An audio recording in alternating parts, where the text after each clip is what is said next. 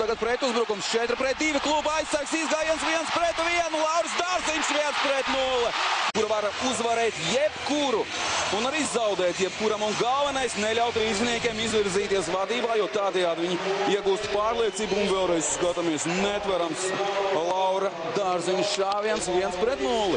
Nav pacelts Sergeja Karabānova roku un asumi Kautiņš un noraidījums būs rīzniekiem pavisam noteikti Laurim Dārziņam. Sandis Ozoliņš arī tur nav ar kaut ko apmierināts. Bet pareizi jāizstāv savu partneru, un tas ir tas, kas iespējams mums trūka. Cipulis atstāja ripu Iguldenam, izdodas ieiet zonā, laba piespēle Niževijam, Niževijs Iguldens, metiens vārtī 2-0. Izmantojam skaitlisko vairākumu, lieliska saspēle. Un skatāmies Niževijs Iguldens no nērtās puses. Iguldens gulst otros vārtus 2-0. Spēlēts 13 minūtes. Īsti tik pie ripas. Miķels Rēdliks laužas uz priekšu. Cība ripa turpinās un ripa vārtos. 3-0. Skatāmies vēlreiz atkārtojumā. Miķels pats tiek pie ripas un redz, ka tā nav piespiesta. Baksta un iebaksta to. Beigās vārtos 3-0. Lūk, ko dara Rēdliks, un šajā durcīņā pagaidām ir pārliecinoši labāks Jēkabs Rēdliks. Angipāns uzmundrina savu partneri.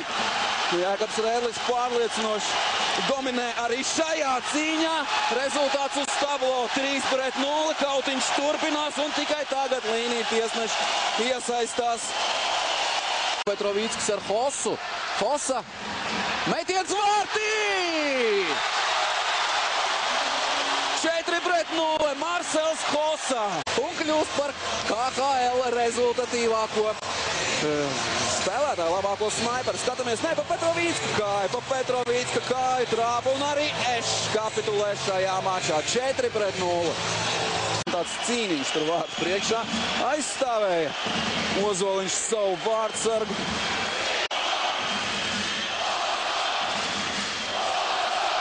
Ozo. Nu tādu sauklu laikam pirmo reizi es dzirdu šeit arēnā Rīga. Janeks bīstam.